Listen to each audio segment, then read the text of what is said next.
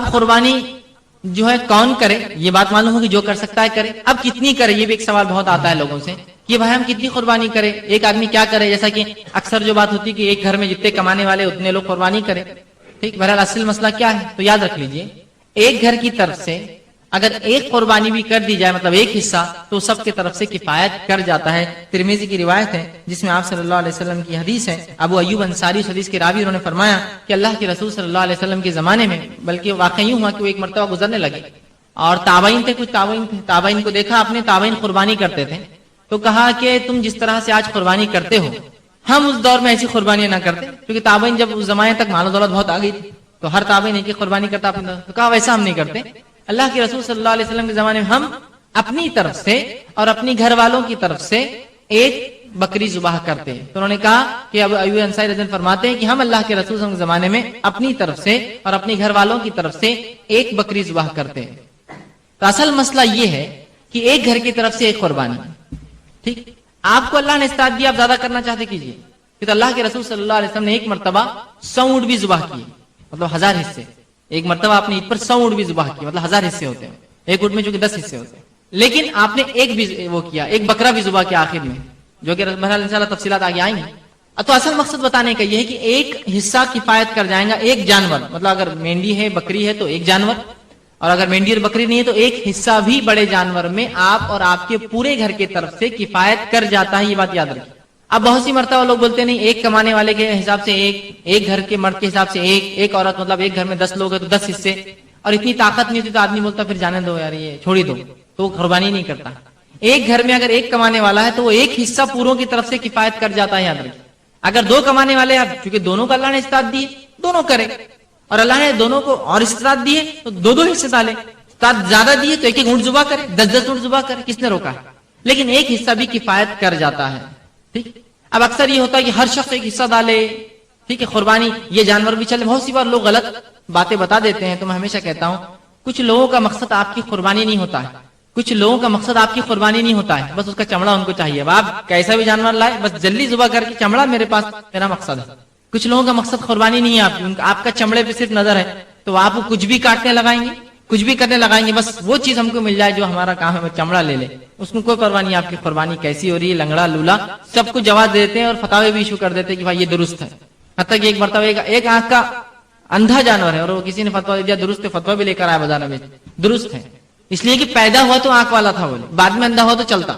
سبحان اللہ، شریعت میں کہیں بھی حکم نہیں. ہاں یہ ہے آپ نے خریدا تھا تب اچھا تھا، لاتے وقت اندھا ہو گیا، گاڑی میں چڑھائے تو آنکھ لگ گئی، جانور نے جانور کو مار دیا، آنکھ پھوڑ دیا، تب درست ہے. تب لنگڑا بھی درست ہے، تب لولا بھی درست ہے، تب اندھا بھی درست ہے، تب کانا بھی درست ہے. کہ تو آپ نے خریدنے کے بعد نقص آیا، خریدتے وقت کوئی نقص جائز نہیں ہے. تو یاد رکھیے ایسے لوگوں سے اپنے آپ کو بچائیے. پہلی چیز تو آپ جو ہے اپنی طرف سے اور اپنے گھر والوں کی طرف سے ایک حصہ بھی ڈالے تو انشاءاللہ وہ کفایت کر جاتا ہے. لیکن اللہ نے استاد دیے تو سب الگ الگ کریں. بہت دولت دی ہے تو 7 حصے ایک جانور پورا لے لے، 10 جانور ذبح کریں. لیکن اگر ایک بکری بھی آپ ذبح کرتے اپنے اور اپنے گھر والوں کی طرف سے، وہ کفایت کر جائیں گے انشاءاللہ. ٹھیک. اب آئیے اسی طرح جو ہے قربانی کی بہرحال حکمت اور فضیلت کیا رہی ہوں گی، تو میں نے وہ چیز تو آپ کے سامنے بیان کر دی. حکمت یہ ہے کہ مومن قربانی کا جذبہ سیکھے، اللہ کی راہ میں قربان کرے، اپنا وقت، اپنی جان، اپنا مال، تمام چیزیں سیکھے. اور اللہ کو نہ قربانی کا مال پہنچتا ہے، نہ اس کا جو ہے خون پہنچتا ہے، نہ اس کا گوشت پہنچتا ہے، بلکہ ہمارا تقوی اللہ کو پہنچتا ہے، جس ڈر کے ساتھ اللہ کی راہ میں اس جانور کو ہم. اسلامک بلیف کے تعلق سے ہم جو چیزیں دیکھ رہے تھے اس میں ہم نے پچھلے 9 کڑیاں، 9 ایپیسوڈ یا 9 سیریز کا 9 حصے ہم دیکھ چکے ہیں. اور آج جو ہے 10th پارٹ میں آپ لوگ جمع ہوئے ہیں. 10واں آج کا حصہ رہیں گا، جس کے اندر توحید اور شرک، اس مضمون، اس ٹاپک کے اوپر ہم اور فردر آگے بڑھیں گے، اور کچھ اس کی باریکیوں کو اور کچھ اس کے اندر پائی جانے والی خرابیوں کو ہم دیکھتے چلے جائیں گے. ہم نے شروعات میں یہ چیز دیکھی تھی کہ توحید کو سمجھنا جتنا ضروری ہے، اس کا الٹ بھی سمجھنا اتنا ہی ضروری ہے، کیونکہ الٹ سمجھنے سے، کسی چیز کی ضد سمجھنے سے وہ چیز کو سمجھنا اور آسان ہوتا ہے. اور توحید کا تو معاملہ ایسا ہے کہ جہاں اللہ رب العزت نے قرآن میں اپنے ایک ہونے، اپنی وحدانیت کی، اپنی عبودیت کی، اپنے الہ ہونے کی، اپنے حاکم ہونے کی بات بار بار کہی، اسی کے ساتھ ساتھ فوراً معبودان باطلہ جس کو کہتے ہیں، وہ چیزوں کی جن کی اللہ کے علاوہ عبادت ہوتی ہے، ان کا رد بھی اللہ رب العزت کرتا چلا گیا. یاد رکھ.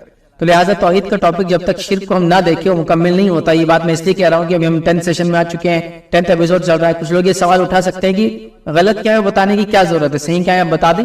لیکن توحید کے معاملے میں جب تک اس کا الٹ آپ نہیں سیکھیں گے تو یاد رکھیے اس کی صحیح چیز بھی آپ کو سمجھ میں نہیں آئیں گے. یاد رکھیں تو لہٰذا جب توحید اللہ کو ایک ماننا ہے تو شرک کیا ہوتا ہے، مطلب پھر اس کا شریک کرنا کس کو کہتے ہیں، اس کی ڈیٹیلز بھی جاننا اتنا ہی ضروری جتنا توحید کو جاننا ضروری ہے، یاد رکھیں، ٹھیک ہے؟ تو لہٰذا ہم اس کو دیکھتے چلے جائیں۔ اس سے پہلے بھی میں ایپیسوڈز کے اندر کچھ جو ہے ڈسکلیمر جس کو بولتے ہیں یا کلیریفیکیشن برحال دیتا رہا ہوں کہ یہ جو ٹاپک ہم جو ریکارڈ کر رہے ہیں، یہ اس کے ریکارڈ کرنے کا مقصد قطعاً یہ نہیں ہے کہ مسلمان کے کسی طبقے، کسی فرقے، کسی جماعت یا کسی گروہ کو جو ہے ہم برا بلا کہیں یا اس کو جہنمی یا اس کو جو ہے خراب ثابت کرے یا اس کی برائی بیان کرے یا کسی کے خلاف یہ ٹاپک ریکارڈ نہیں ہو رہا ہے۔ یہ ٹاپک کا خالص مقصد یہ ہے کہ مسلمانوں کو عقیدہ توحید کا سمجھایا جائے اور شرک کی برائیاں کیا اور شرک کیا ہوتا ہے وہ سمجھایا جائے۔ اسی طرح جو نان مسلم ہمارے غیر مسلم بھائی بہن اس کو دیکھتے ہیں ان سے بھی گزارش کروں گا، اس ٹاپک کا مقصد یہ ہے کہ ہم لوگوں کو ہماری بلیف کیا ہے، ہمارا فیتھ کیا ہوتا ہے، ہماری بلیف کیا ہوتی ہے وہ ہم بتائیں۔ اس کا مقصد قطعاً کسی کے عقیدے کو، کسی مذہب کو برا کہنا اس کا مقصد نہیں ہے، کیونکہ ہر مذہب کی کوئی شکشا ایسی ہوتی ہے جو دوسرے مذہب کے اندر اس کے خلاف پایا جاتا ہے، ٹھیک ہے؟ لیکن جب ہم وہ چیز کو بتا رہے ہیں کہ ہمارے اندر کیا ہے تو اس کا ہرگز یہ مقصد نہیں ہے کہ ہم آپ کے خلاف بات کر رہے ہیں، تو کہ اس ٹاپک کو اپنے خلاف نہ سمجھے اور قطعاً اس سے کسی کلپ کو یا کسی پارٹ کو جو کمیونل جو ایشوز کے لیے یا خامخواہ کے مذاہب کے اندر جو ہے برائی کو پھیلانے کے لیے قطعاً استعمال نہ کریں، بلکہ اس کو ہولسٹکلی اوور آل اس کو دیکھیں تو انشاءاللہ عزیز ایشور اچھا سے آپ کو بات سمجھ میں آئیں گی، یاد رکھیں۔ تو یا تو آپ دیکھیں تو اس کا آدر کریں، اس کی رسپیکٹ کریں، اور آپ کو پسند نہیں ہے تو میں گزارش کروں گا اس سیریز کو آپ بند کر دیں، زیادہ غور سے نہ سنیں نہ دیکھیں، اس لیے کہ آپ کو بات جس کو میں کہوں گا جو میرا مقصد ہے سمجھانے کا، اگر اس سے الٹ چیزیں سمجھ میں آ رہی ہے تو آپ اس کو نہ دیکھنا آپ کے لیے بہرحال بہتر ہے۔ چلیے اس ڈسکلیمر کی بات جو ہم آگے بڑھتے ہیں اور اپنے سیریز کے جو 10 پارٹ کی طرف ہم بڑھتے ہیں، اور اس کے اندر جو ہم دیکھیں گے وہ جو شرک کا پارٹ ہم نے شروع کیا تھا، توحید کی شروعات میں ہم نے معنی کیا ہوتا ہے اس کے تعلق سے ڈیٹیلنگ دیکھی، لیکن اب ہم شرک کو سمجھ رہے ہیں اور توحید کو بھی ہم آگے دھیرے دھیرے اس کے ساتھ سمجھتے جائیں گے۔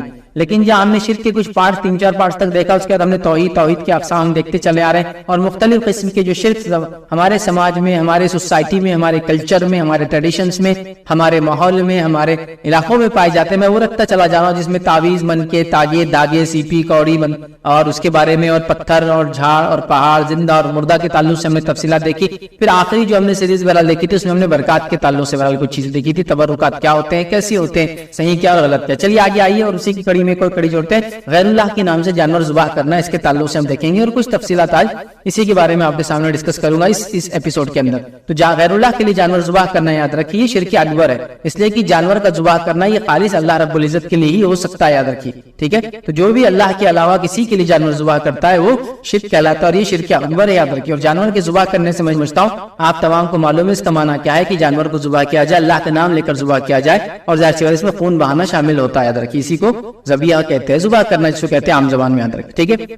تو غیر اللہ کے لیے جانور ذبح کرنا یاد رکھیے یہ شرعاً جو حرام ہے اور شرک ہے، اور یہ شرک اکبر ہے، اس لیے کہ جانور کو ذبح کرنا یہ عبادت ہے، یاد رکھیے۔ اور کسی بھی عبادت کو اللہ کے علاوہ اگر ہم کریں گے تو یہ شرک ہو جائیں گے، یا کسی عبادت کو اللہ کے علاوہ کریں گے کسی اور کی نزدیکی حاصل کرنے کے لیے یہ بھی شرک ہوتا ہے، یاد رکھیے۔ ان چیزوں کو ہم سمجھے، اور شرک اکبر اور شرک اصغر کے تعلق سے کچھ باتیں ہم بہت ڈیٹیل میں پہلے دیکھ چکے ہیں، اور بھی آپ کو سمجھنا ہے تو آپ پچھلے ایپیسوڈز کو دیکھیں۔ بہرحال چلیے آگے بڑھتے ہیں۔ تو یہ بھی یاد رکھیے بندگی کا، عبودیت کا ایک پارٹ ہے، یاد رکھیے۔ اور جب ایک انسان کسی کے لیے جانور ذبح کرتا ہے تو اس کا مقصد یہ ہوتا ہے، یاد رکھیے، کہ وہ جانور ذبح کر کے اس سے استعانت، یاد رکھیے، مدد مقصود ہوتی ہے۔ جیسے ہم قرآن میں سورہ فاتحہ ہم پڑھتے ہیں ایاک نعبد و ایاک نستعین، اے اللہ تیری عبادت کرتے ہیں اور تجھی سے مدد طلب کرتے ہیں۔ تو استعانت، تو مدد مانگنے کا ایک طریقہ یہ ہے کہ وہ اللہ کی نزدیکی حاصل، قرب حاصل کرنے کے لیے جانور کو ذبح کرتے ہیں، اور یہ بھی ایک عبادت ہے، یاد رکھیے، اور یہ غیر اللہ کے لیے بالکل بھی نہیں ہو سکتی، یاد رکھیے۔ اب آئیے ہمارے سماج میں جو ہم دیکھتے ہیں کہ جو قربانیاں غیر اللہ کے لیے کی جاتی ہے اس کے چند اقسام پائے جاتے ہیں، اور قربانی کے اگر موٹے اگر بات کو سمجھانے کے لیے لوں تو دو چیزیں ہوتی جو اہم ہوتی ہے قربانی میں۔ پہلا قربانی کی قسم ہوتی ہے جس کے اندر کسی کا نام لے کے، مطلب کسی کے نام پر جانور ذبح کیا جاتا ہے، اور دوسرا ہوتا ہے کہ جانور کو جب ذبح کیا جاتا ہے تو اس کا مقصد یہ ہوتا ہے کہ اللہ تعالیٰ کے سامنے ایک کوئی ارادہ، کوئی قصد ہوتا ہے انسان کا، وہ ارادے کے ساتھ اس قربانی کو کرتا ہے، تو جس کو ہم کہیں گے پہلا قربانی کسی کے نام سے ہوتی ہے، اور دوسرا قربانی کسی کے ارادے، کسی کے لیے نیت کر کے، کسی کے لیے قصد کر کے ہوتی ہے، یاد رکھیے۔ دو قسمیں، ٹھیک ہے، ان دو کو آپ سمجھیے، اور ان دو قسموں کو 4 حصوں میں تقسیم کر کے صرف آپ کو سمجھاؤں گا، یاد رکھیے۔ تو پہلا ہے کسی کا نام لے کر، مطلب جیسے میں نے جانور ذبح کیا، بسم اللہ کہا، اللہ کے نام سے، تو یہ جانور اللہ کے نام سے ہوا، تو پتا چلا نام بھی اللہ کا لیا گیا، اور قصد بھی ظاہر سی بات ہے اللہ کے لیے ہونا چاہیے اس کے اندر، ٹھیک۔ اور دوسرا ہوتا ہے کہ نام کسی کا بھی لیا جاتا ہے، قصد اللہ کے لیے ہوتا ہے انسان کا مقصد۔ تو یاد رکھیے، تو قربانی کی ایک کرنے کی ہم کہہ سکتے 2 وجہ ہے کہ ایک نام لے کر انسان کرتا ہے کسی کا، اور ایک قصد کے ساتھ کرتا ہے، اور دونوں مقصد یہ ہوتا ہے کہ اس شخصیت کو، اس کو راضی کرے، یاد رکھیے۔ اسلام میں یاد رکھیے ہم صرف قربانی اللہ کے لیے کر سکتے ہیں، دیگر کے لیے قربانی کرنا جائز نہیں، حرام ہے، شرک اکبر ہے، یاد رکھیے۔ اب آئیے قربانی کی پہلی قسم یہ ہوتی ہے کہ وہ اللہ کا نام لیتے اور اللہ کے لیے قصد کرتے ہیں. مطلب قربانی میں نام بھی اللہ کا لیا گیا اور ارادہ، قصد، انٹینشن، نیہ بھی یہ تھی کہ اللہ کے لیے چیز کی جا رہی. یاد رکھیے، اور یہ اصل توحید ہے، یہ قسم اصل توحید ہے. یاد رکھیے، اس کے علاوہ جتنی چیزیں آئیں گی وہ یاد رکھیے شرکیہ قسم ہے. ٹھیک ہے، تو پہلی قسم یاد رکھیے اور یہ اصل توحید ہے کہ اللہ کے نام سے جانور ذبح ہو، اللہ کی نیت، اللہ کا قصد، اللہ کا ارادہ، اس کی خوشنودی، اس سے قرب حاصل کرنا، اس کے لیے یاد رکھیے، اور یہ توحید ہے. یہ پہلی قسم. دوسری قسم کیا ہوتی ہے یاد رکھیے ذبح کرنے کی؟ وہ یہ ہے کہ اللہ کا نام لیا جائے لیکن مقصود یہ ہو کہ کسی اور کا قصد، غیر اللہ کا تقرب حاصل کیا جائے. مطلب نام اللہ کا لیا جا رہا ہے لیکن مقصد یہ ہے کہ کسی اور کے قریب ہو جائے، اور وہ قریب ہونے کا بھی کبھی یہ مقصد ہوتا ہے کہ اس کے ذریعے اللہ سے قریب ہو جائے. لیکن مسئلہ یہ ہوگا کہ آپ نے بیچ میں کسی کو ڈال دیا جو کہ اللہ کو اس چیز کی ضرورت نہیں. یاد رکھی، اگر بیچ میں کسی کی ضرورت ہوتی تو اللہ رب العزت ہم کو اپنے نبی کے ذریعے تعلیم دلواتا کہ بیچ میں میرے لیے کوئی ہونا ضروری ہے عبادتوں میں، ورنہ میں عبادتوں کو، دعاؤں کو، مصیبتوں میں، حاجتوں کو پورا نہیں کرتا جب تک کوئی بیچ میں نہ ہو. اور انبیاء خود بتا دیتے، اور انبیاء علیہ الصلوۃ والسلام خود اپنی ذات کو بیچ میں رکھتے پھر ہمارے لیے. جب انہوں نے نہیں رکھا تو باقی چیزوں کا کیا معاملہ ہے؟ آپ سمجھ رہے بات؟ تو لہٰذا اللہ کے نام سے جو ہے جانور ذبح کیا یعنی قصد کسی اور کا ہے، مقصد اس کے پیچھے کوئی اور جس کی جیتی جاگتی مثالیں میں اپنے سماج میں دے سکتا ہوں کہ یہ لوگ جانوروں کو اللہ کے علاوہ نام پر چھوڑتے ہیں، حالانکہ ذبح اللہ کے نام سے کرتے ہیں. لیکن تو ذبیحہ اللہ کے نام سے ہوا لیکن قصد، ارادہ، انٹینشن یہ تھا، نیہ یہ تھی کہ کوئی اور راضی ہو جائے، اس کے راضی ہونے سے وہ اللہ کے اور ہمارے بیچ میں کڑی بن جائے، ذریعہ بن جائے، وسیلہ بن جائے، راستہ بن جائے، حاصل کرنے کا طریقہ بن جائے، مصیبت ہٹانے کے لیے وہ ریزن بن جائے. مطلب وہ بیچ میں رہ کر ہماری شفاعت اللہ تعالیٰ سے کر دے اور معاملہ حل ہو جائے. تو یاد رکھیے یہ بھی شرک ہے. یاد رکھیے یہ بھی درست نہیں ہے. تیسرا طریقہ قربانی کا جو ہوتا ہے یاد رکھیے اس میں یہ ہوتا ہے کہ ذبح جو ہے غیر اللہ کے نام پہ کیا جاتا ہے، مقصد یہ ہوتا ہے کہ اللہ سے نزدیکی حاصل کی جائے. یہ بھی درست نہیں. یاد رکھیے شرعاً یہ بھی حرام ہے. یاد رکھیے، اور یہ بھی لعنتی عمل ہے. یاد رکھیے. اور چوتھا ہوتا ہے یاد رکھیے کہ ذبح بھی غیر اللہ کے نام پہ کیا جائے اور مقصد بھی غیر اللہ کو راضی کرنے کا ہو، جس طرح سے مشرکین وغیرہ اپنے قربانیاں کرتے ہیں. یاد رکھیے.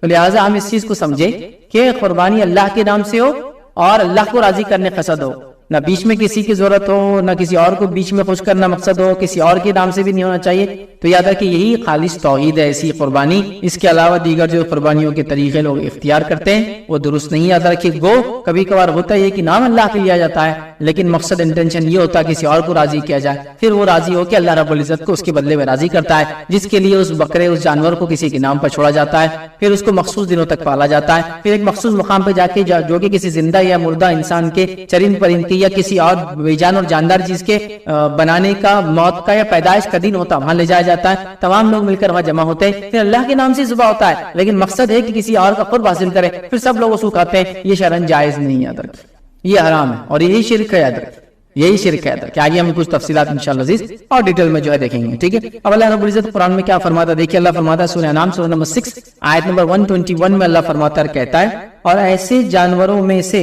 مت کھاؤ جن پر اللہ کا نام نہ لیا گیا ہو اور یہ کام کرنا نافرمانی کا ہے، اور یقیناً شیاطین اپنے دوستوں کے دل میں ڈالتے ہیں تاکہ مطلب یہ وہی کرتے تاکہ یہ تم سے جو ہے جدال کریں، اور اگر تم ان لوگوں کی اطاعت کرنے لگو تو یقیناً تم مشرکوں میں سے ہو جاؤ گے. تو اللہ رب العزت نے فرمایا وَلَا تَأْكُلُوا مِمَّا کہ ان چیزوں کو مت کھاؤ جن پر اللہ کے علاوہ کسی اور کا نام لیا جاتا ہے.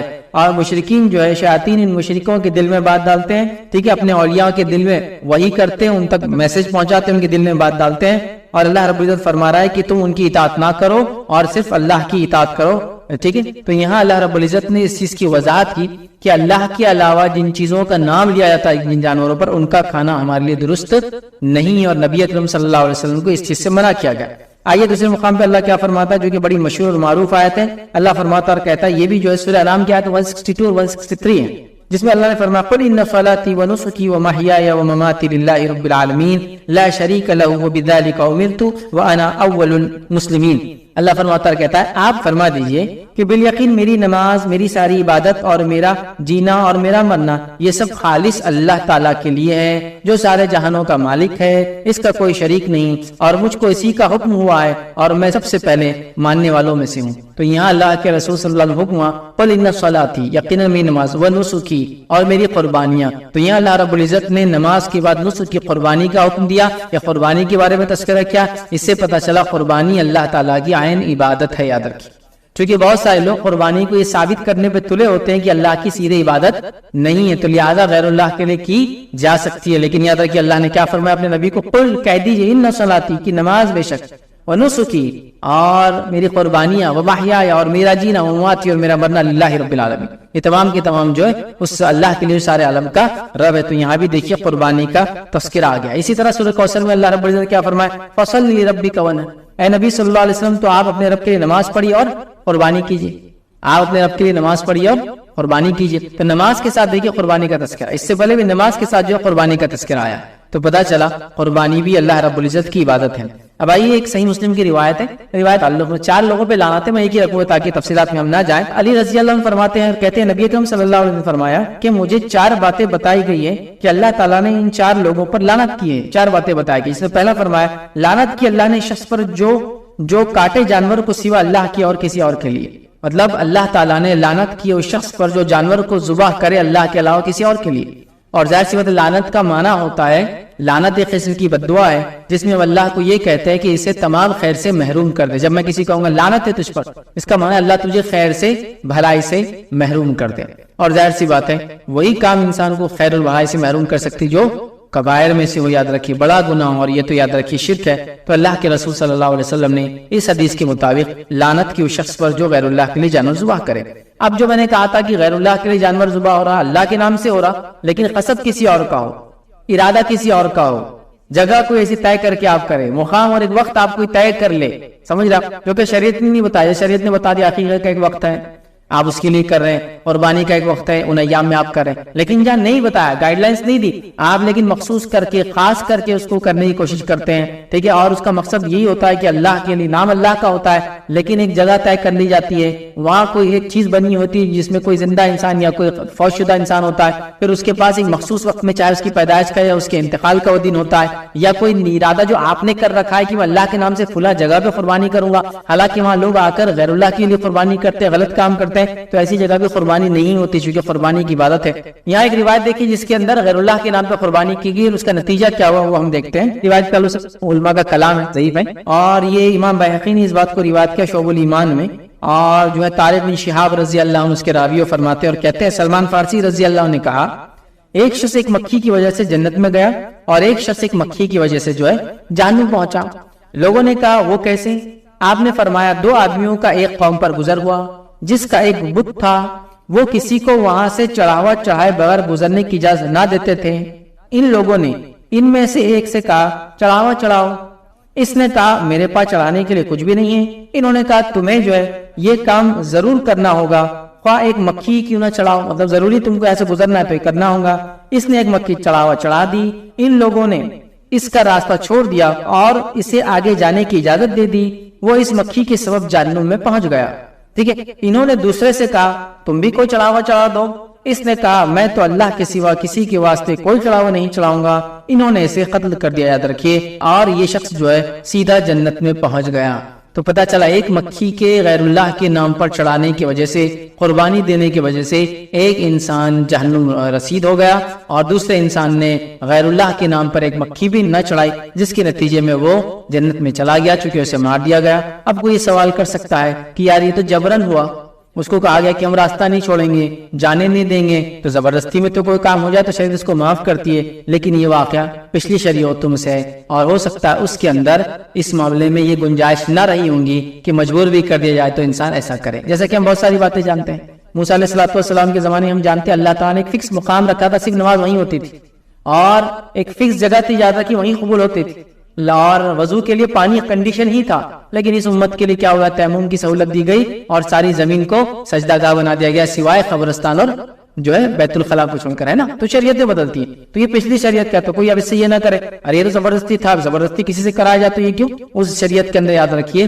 یہ معاملہ طے تھا کہ زبردستی مطلب کوئی فورس بھی کرے تو آپ یہ کام نہیں کریں گے شرک والا، نتیجتاً اس کو قتل کر دیا گیا، نتیجتاً وہ جنت میں چلا گیا چونکہ اللہ رب العزت نے اس کو اس کا بدلہ عطا فرما دیا، یاد رکھیے۔ تو لہٰذا یہاں اس سے بات واضح ہوئی غیر اللہ کے نام پر قربانی نہیں کی جا سکتی، اور یہ بہت سنگین جرم ہے اور بہت بڑا گناہ، یاد رکھیے۔ آئیے آگے ہم بڑھتے ہیں۔ غیر اللہ کے نام پر ذبح کے اندر ہم یہ دیکھتے ہیں، یاد رکھیے، ہم ایسی جگہ بھی اللہ کے نام پر جانور ذبح نہیں کر سکتے جہاں غیر اللہ کے نام پر جانور ذبح کیا جاتا ہے، یاد رکھیے۔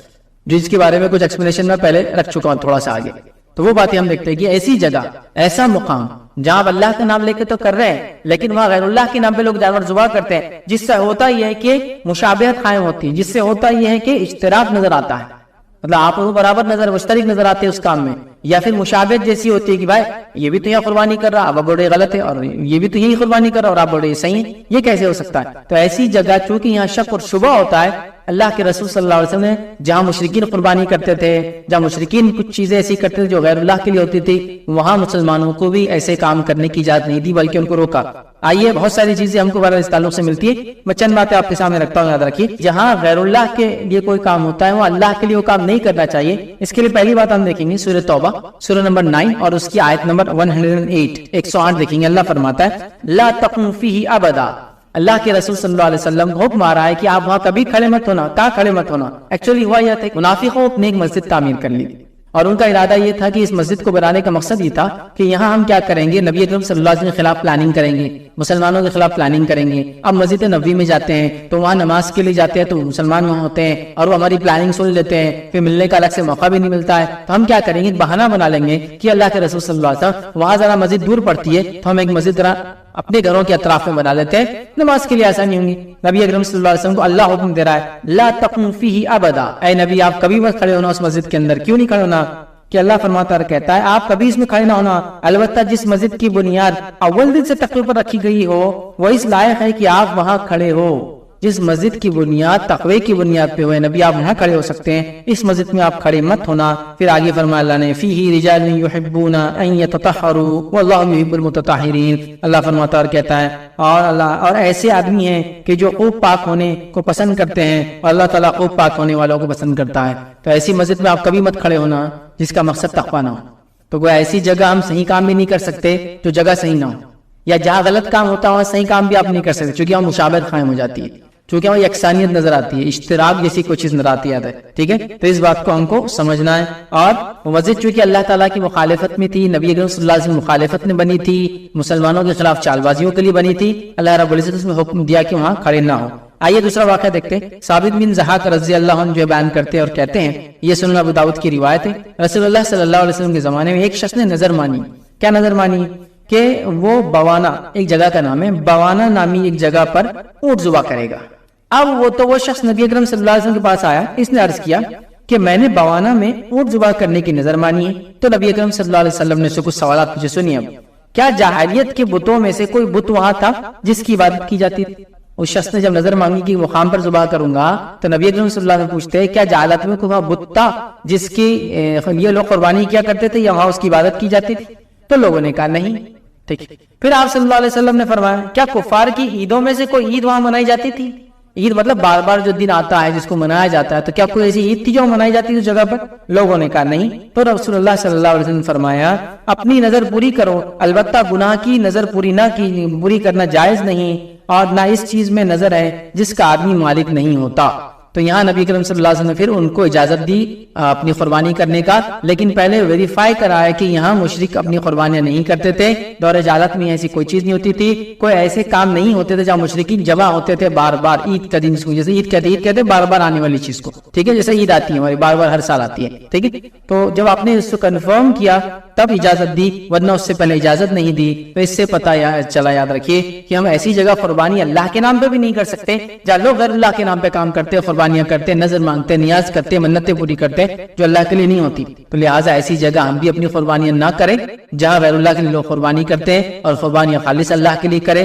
اللہ کی لیے قربانی ہو، اللہ کے نام سے قربانی ہو، اور اللہ کے دل میں نیت بھی ہو کہ اللہ کا قرب حاصل ہو. ایسا بھی نہ ہو کہ اللہ کا نام لیا جا رہا ہے لیکن دل میں بات ہو کہ کسی اور سے نزدیکی حاصل کی جائے، اور ایسا بھی نہ ہو کہ غیر اللہ کا نام لیا جائے اور اللہ کا قرب حاصل کرنا مقصود ہو. اللہ کا ہی نام لیا جائے اور اللہ کا ہی قرب حاصل کرنا مقصد ہو، انٹینشن ہو. تو یاد رکھیے قربانیاں کامیاب ہے.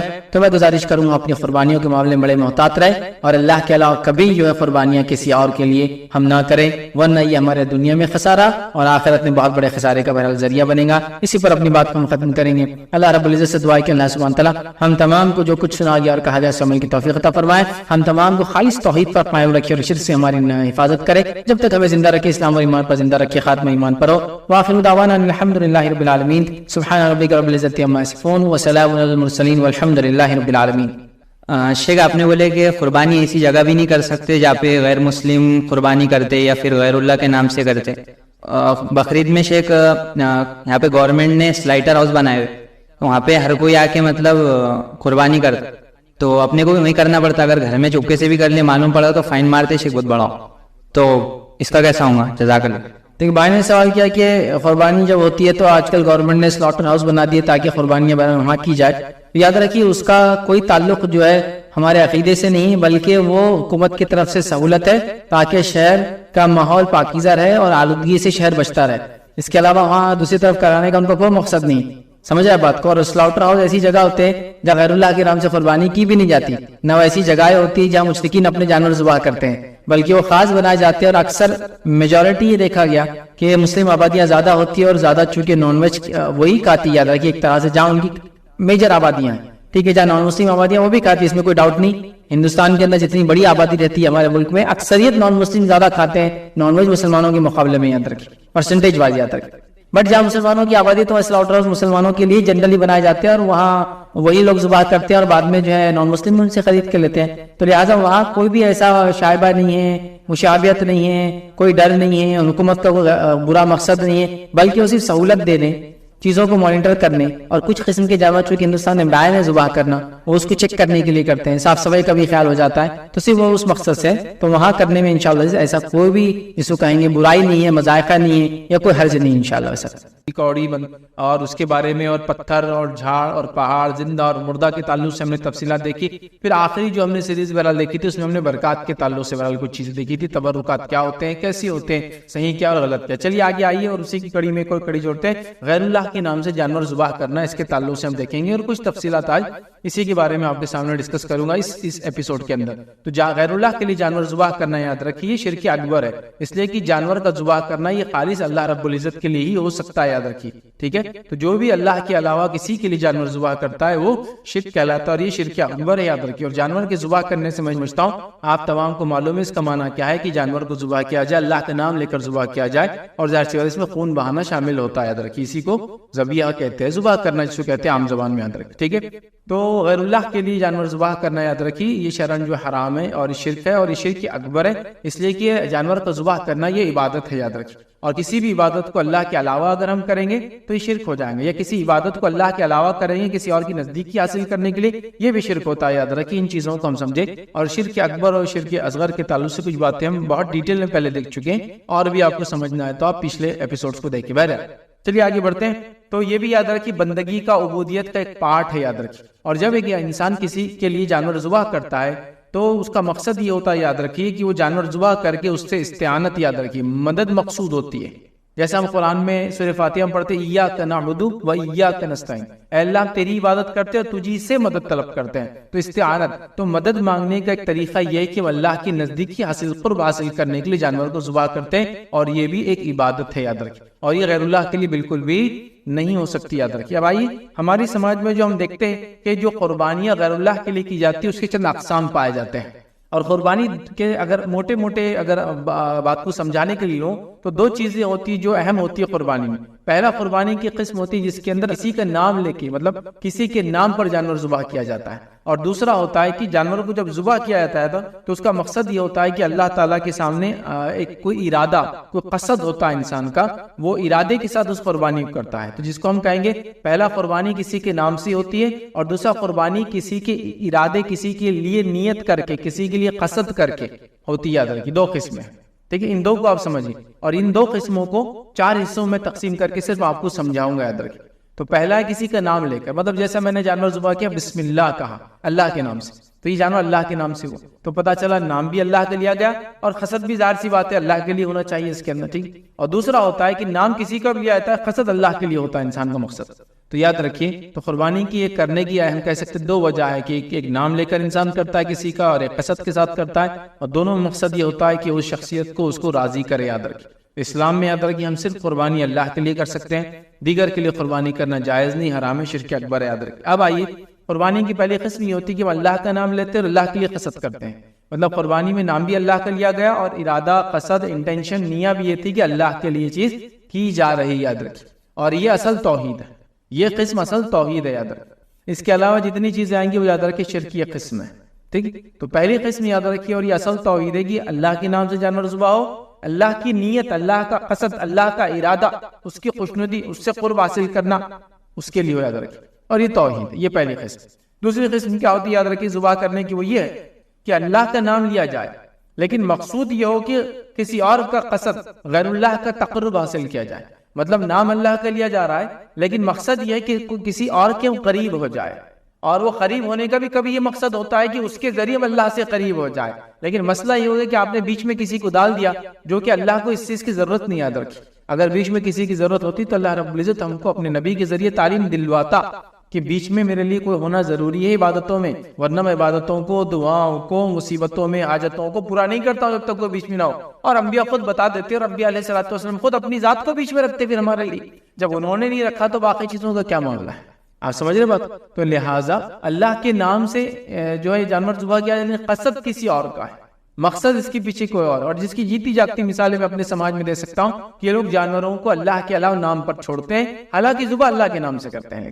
تو ذبیحہ اللہ کے نام سے ہوا لیکن قصد، ارادہ، انٹینشن یہ تھا، نیہ یہ تھی کہ کوئی اور راضی ہو جائے، اس کے راضی ہونے سے وہ اللہ کے اور ہمارے بیچ میں کڑی بن جائے، ذریعہ بن جائے، وسیلہ بن جائے، راستہ بن جائے، حاصل کرنے کا طریقہ بن جائے، مصیبت ہٹانے کے لیے وہ ریزن بن جائے. مطلب وہ بیچ میں رہ کر ہماری شفاعت اللہ تعالیٰ سے کر دے اور معاملہ حل ہو جائے. تو یاد رکھیے یہ بھی شرک ہے، یاد رکھیے یہ بھی درست نہیں ہے. تیسرا طریقہ قربانی کا جو ہوتا ہے یاد رکھیے اس میں یہ ہوتا ہے کہ ذبح جو ہے غیر اللہ کے نام پہ کیا جاتا ہے اور مقصد یہ ہوتا ہے کہ اللہ سے نزدیکی حاصل کی جائے. یہ بھی درست نہیں، یاد رکھیے شرعاً یہ بھی حرام ہے، یاد رکھیے، اور یہ بھی لعنتی عمل ہے، یاد رکھیے. اور چوتھا ہوتا ہے یاد رکھیے کہ ذبح بھی غیر اللہ کے نام پہ کیا جائے اور مقصد بھی غیر اللہ کو راضی کرنے کا ہو، جس طرح سے مشرکین وغیرہ اپنے قربانیاں کرتے ہیں، یاد رکھیے. تو لہٰذا ہم اس چیز کو سمجھیں کہ قربانی اللہ کے نام سے ہو اور اللہ کو راضی کرنے قصد ہو، نہ بیچ میں کسی کی ضرورت ہو، نہ کسی اور کو بیچ میں خوش کرنا مقصد ہو، کسی اور کے نام سے بھی نہیں ہونا چاہیے. تو یاد رکھیں یہی خالص توحید ہے ایسی قربانی. اس کے علاوہ دیگر جو قربانیوں کے طریقے لوگ اختیار کرتے ہیں وہ درست نہیں. یاد رکھیے گو کبھی کبھار ہوتا ہے کہ نام اللہ کے لیا جاتا ہے لیکن مقصد انٹینشن یہ ہوتا ہے کسی اور کو راضی کیا جائے، پھر وہ راضی ہو کہ اللہ رب العزت کو اس کے بدلے میں راضی کرتا ہے، جس کے لیے اس بکرے، اس جانور کو کسی کے نام پر چھوڑا جاتا ہے، پھر اس کو مخصوص دنوں تک پالا جاتا ہے، پھر ایک مخصوص مقام پہ جا کے جو کہ کسی زندہ یا مردہ انسان کے، چرند پرند کے یا کسی اور بے جان اور جاندار چیز کے بنانے کا، موت کا یا پیدائش کا دن ہوتا ہے، وہاں لے جایا جاتا ہے. تمام لوگ مل کر وہاں جمع ہوتے ہیں، پھر اللہ کے نام سے ذبح ہوتا ہے لیکن مقصد ہے کہ کسی اور کا قرب حاصل کرے، پھر سب لوگ اس کو کھاتے ہیں. یہ شرعاً جائز نہیں، یاد رکھیں یہ حرام ہے اور یہی شرک ہے، یاد رکھیں یہی شرک ہے. کہ آگے ہم کچھ تفصیلات انشاءاللہ عزیز اور ڈیٹیل میں جو ہے دیکھیں گے. ٹھیک ہے، اب اللہ رب العزت قرآن میں کیا فرماتا ہے دیکھیے. اللہ فرماتا ہے سورہ انعام سورہ نمبر 6 آیت نمبر 121 میں اللہ فرماتا ہے کہتا ہے اور ایسے جانوروں میں سے مت کھاؤ جن پر اللہ کا نام نہ لیا گیا ہو اور یہ کام کرنا نافرمانی کا ہے، اور یقیناً شیاطین اپنے دوستوں کے دل میں ڈالتے ہیں تاکہ مطلب یہ وہی کرتے تاکہ یہ تم سے جو ہے جدال کریں، اور اگر تم ان لوگوں کی اطاعت کرنے لگو تو یقیناً تم مشرکوں میں سے ہو جاؤ گے. تو اللہ رب العزت نے فرمایا وَلَا تَأْكُلُوا مِمَّا کہ ان چیزوں کو مت کھاؤ جن پر اللہ کے علاوہ کسی اور کا نام لیا جاتا ہے. اور مشرکین جو ہے شیاطین ان مشرکوں کے دل میں بات ڈالتے ہیں، ٹھیک ہے، اپنے اولیاء کے دل میں وہی کرتے ہیں، ان تک میسج پہنچاتے ہیں، ان کے دل میں بات ڈالتے ہیں. اور اللہ رب العزت فرما رہا ہے کہ تم ان کی اطاعت نہ کرو اور صرف اللہ کی اطاعت کرو. ٹھیک ہے، تو یہاں اللہ رب العزت نے اس چیز کی وضاحت کی کہ اللہ کے علاوہ جن چیزوں کا نام لیا جاتا ہے جن جانوروں پر، ان کا کھانا ہمارے لیے درست نہیں ہے، اور نبی اکرم صلی اللہ علیہ وسلم کو اس چیز سے منع کیا گیا. آئیے دوسرے مقام پہ اللہ کیا فرماتا ہے جو کہ بڑی مشہور اور معروف آیت ہے. اللہ فرماتا اور کہتا ہے، یہ بھی جو ہے سورہ انعام کی آیت 162 اور 163 ہے، جس میں اللہ نے فرمایا قل ان صلاتي ونسكي ومحياي ومماتي لله رب العالمين لا شريك له وبذلك امرت وانا اول المسلمين. اللہ فرماتا اور کہتا ہے آپ فرما دیجئے کہ بالیقین میری نماز، میری ساری عبادت اور میرا جینا اور میرا مرنا یہ سب خالص اللہ تعالیٰ کے لیے ہے جو سارے جہانوں کا مالک ہے، اس کا کوئی شریک نہیں، اور مجھ کو اسی کا حکم ہوا ہے اور میں سب سے پہلے ماننے والوں میں سے ہوں۔ تو یہاں اللہ کے رسول صلی اللہ علیہ وسلم حکم ہوا قل ان صلاتی، یقیناً میری نماز، و نسکی، اور میری قربانیاں۔ تو یہاں اللہ رب العزت نے نماز کے بعد نسک کی قربانی کا حکم دیا یا قربانی کے بارے میں تذکرہ کیا۔ اس سے پتہ چلا قربانی اللہ تعالیٰ کی عین عبادت ہے، یاد رکھیے، چونکہ بہت سارے لوگ قربانی کو یہ ثابت کرنے پہ تلے ہوتے ہیں کہ اللہ کی سیدھی عبادت نہیں ہے، تو لہٰذا غیر اللہ کے لیے کی جا سکتی ہے، لیکن یاد رکھیے اللہ نے کیا فرمایا اپنے نبی کو، قل کہہ دیجیے ان صلاتی کی نماز بے شک، و نسکی اور میری قربانیاں، و محیایا اور میرا جینا، و مماتی اور میرا مرنا للہ رب العالمین، یہ تمام کے تمام جو ہے اس اللہ کے لیے سارے عالم کا رب ہے۔ تو یہاں بھی دیکھیے قربانی کا تذکرہ آ گیا۔ اسی طرح سورہ کوثر میں اللہ رب العزت نے کیا فرمایا، فصلی لربک ونحر، اے نبی صلی اللہ علیہ وسلم تو آپ اپنے رب کے لیے نماز پڑھیے اور قربانی کیجیے، آپ اپنے رب کے لیے نماز پڑھیے اور قربانی کیجیے۔ تو نماز کے ساتھ دیکھیے قربانی کا تذکرہ، اس سے پہلے بھی نماز کے ساتھ جو ہے قربانی کا تذکرہ آیا، تو پتہ چلا قربانی بھی اللہ رب العزت کی عبادت ہے۔ اب آئیے ایک صحیح مسلم کی روایت ہے، روایت چار لوگوں پہ لعنت ہے، میں ایک ہی رکھوں گا تاکہ تفصیلات میں ہم نہ جائیں۔ علی رضی اللہ عنہ فرماتے ہیں، کہتے ہیں نبی اکرم صلی اللہ علیہ وسلم نے فرمایا کہ مجھے 4 باتیں بتائی گئی ہے کہ اللہ تعالیٰ نے ان 4 لوگوں پر لعنت کی ہے۔ 4 باتیں بتائی گئی، اس نے پہلا فرمایا لعنت کی اللہ نے شخص پر جو کاٹے جانور کو سوا اللہ کی اور کسی اور کے لیے، مطلب اللہ تعالیٰ نے لعنت کی اس شخص پر جو جانور کو ذبح کرے اللہ کے علاوہ کسی اور کے لیے۔ اور ظاہر سی بات ہے لعنت کا معنی ہوتا ہے، لعنت ایک قسم کی بددعا ہے جس میں اللہ کو یہ کہتے ہیں کہ اسے تمام خیر سے محروم کر دے۔ جب میں کسی کو کہوں گا لعنت ہے تجھ پر، اس کا معنی اللہ تجھے خیر سے، بھلائی سے محروم کر دے۔ اور ظاہر سی بات ہے وہی کام انسان کو خیر اور بھلائی سے محروم کر سکتی جو کبائر میں سے، وہ یاد رکھیے بڑا گناہ، اور یہ تو یاد رکھیے شرک ہے۔ تو اللہ کے رسول صلی اللہ علیہ وسلم نے اس حدیث کے مطابق لعنت کی اس شخص پر جو غیر اللہ کے لیے جانور ذبح کرے۔ اب جو میں نے کہا تھا کہ غیر اللہ کے لیے جانور ذبح ہو رہا، اللہ کے نام سے ہو رہا، لیکن قصد کسی اور کا ہو، ارادہ کسی اور کا ہو، جگہ کوئی ایسی طے کر کے آپ کریں، مقام اور ایک وقت آپ کوئی طے کر لے، سمجھ رہا، جو کہ شریعت نے نہیں بتایا، شریعت نے بتا دیا عقیقہ کا ایک وقت ہے، آپ اس کے لیے کر رہے ہیں، قربانی کا ایک وقت ہے، ان ایام میں آپ کر رہے ہیں، لیکن جہاں نہیں بتایا، گائیڈ لائنز نہیں دی آپ، لیکن مخصوص کر کے خاص کر کے اس کو کرنے کی کوشش کرتے ہیں، ٹھیک ہے، اور اس کا مقصد یہی ہوتا ہے کہ اللہ کے لیے، نام اللہ کا ہوتا ہے، لیکن ایک جگہ طے کر لی جاتی ہے، وہاں کوئی ایک چیز بنی ہوتی ہے جس میں کوئی زندہ انسان یا کوئی فوت شدہ انسان ہوتا ہے، پھر اس کے پاس ایک مخصوص وقت میں، چاہے اس کی پیدائش کا یا اس کے انتقال کا وہ دن ہوتا ہے، یا کوئی ارادہ جو آپ نے کر رکھا ہے کہ میں اللہ کے نام سے فلاں جگہ پہ قربانی کروں گا، حالانکہ وہاں لوگ آ کر غیر اللہ کے لیے قربانی کرتے ہیں، غلط کام کرتے ہیں، تو ایسی جگہ پہ قربانی نہیں ہوتی، چونکہ قربانی کی عبادت ہے۔ یہاں ایک روایت دیکھی جس کے اندر غیر اللہ کے نام پہ قربانی کی گئی، اور اس کا نتیجہ کیا ہوا وہ ہم دیکھتے ہیں۔ روایت کا علماء کا کلام ضعیف ہے، اور یہ امام بیہقی نے اس بات کو روایت کیا شعب الایمان میں، اور جو ہے طارق بن شہاب رضی اللہ عنہ اس کے راوی فرماتے ہیں اور کہتے ہیں سلمان فارسی رضی اللہ عنہ نے کہا ایک شخص ایک مکھی کی وجہ سے جنت میں گیا اور ایک شخص ایک مکھی کی وجہ سے جو ہے جہنم پہنچا۔ لوگوں نے کہا وہ کیسے؟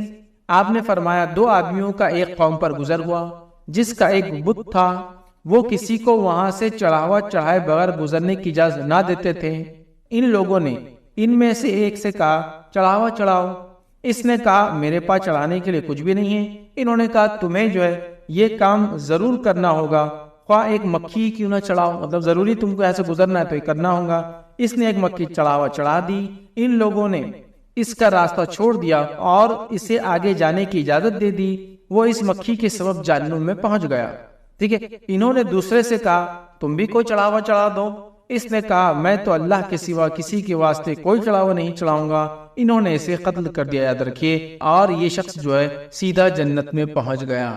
تو پتہ چلا ایک مکھی کے غیر اللہ کے نام پر چڑھانے کی وجہ سے، قربانی دینے کی وجہ سے ایک انسان جہنم رسید ہو گیا، اور دوسرے انسان نے غیر اللہ کے نام پر ایک مکھی بھی نہ چڑھائی، جس کے نتیجے میں وہ جنت میں چلا گیا چونکہ اسے مار دیا گیا۔ اب کوئی یہ سوال کر سکتا ہے کہ یار یہ تو جبرن ہوا، اس کو کہا گیا کہ ہم راستہ نہیں چھوڑیں گے، جانے نہیں دیں گے، تو زبردستی میں تو کوئی کام ہو جائے تو شریعت اس کو معاف کرتی ہے، لیکن یہ واقعہ پچھلی شریعتوں سے ہے، اور ہو سکتا ہے اس کے اندر اس معاملے میں یہ گنجائش نہ رہی ہوں گی کہ مجبور بھی کر دیا جائے تو انسان ایسا کرے۔ جیسا کہ ہم بہت ساری باتیں جانتے ہیں، موسیٰ علیہ السلام کے زمانے ہم جانتے ہیں اللہ تعالیٰ نے ایک فکس مقام رکھا تھا، صرف نماز وہیں ہوتی تھی، اور ایک فکس جگہ تھی جاتا کہ وہیں قبول ہوتی تھی، اور وضو کے لیے پانی کنڈیشن ہی تھا، لیکن اس امت کے لیے کیا ہوا, تیمم کی سہولت دی گئی اور ساری زمین کو سجدہ گاہ بنا دیا گیا سوائے قبرستان اور جو ہے بیت الخلا کو چھوڑ کر, ہے نا. تو شریعتیں بدلتی ہیں. تو یہ پچھلی شریعت کا, تو کوئی اب اس سے یہ نہ کرے ارے یہ تو زبردستی تھا, زبردستی کسی سے کرایا جاتا یہ کیوں.